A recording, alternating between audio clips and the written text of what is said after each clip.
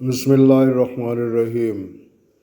हज़रत ईसा अलैहिस्सलाम तेज़ तेज़ कदम उठाते हुए एक पहाड़ की तरफ जा रहे थे।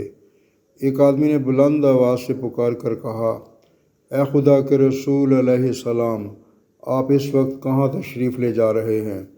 आपके पीछे कोई दुश्मन भी नज़र नहीं आ रहा, फिर आखिर आपके खौफ की वजह क्या है? हज़रत ईसा अलैहिस्सलाम ने फरमाया, मैं एक अहमक आदमी के पीछे भाग रहा हूँ, तू मेरे भागने में खलल मत डाल।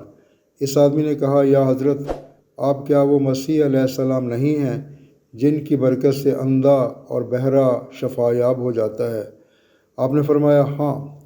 इस आदमी ने कहा, क्या आप वो बादशाह नहीं हैं जो मुर्दे पर कलाम इलाही पढ़ते हैं और वो उठ खड़ा होता है? आपने फरमाया, हाँ।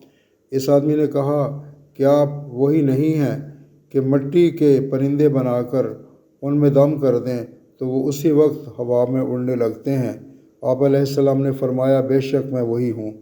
तो उस शख्स ने हैरानगी से पूछा कि अल्लाह ने आपको इस कदर क़ुव्वत अता कर रखी है, तो फिर आपको किसका खौफ है?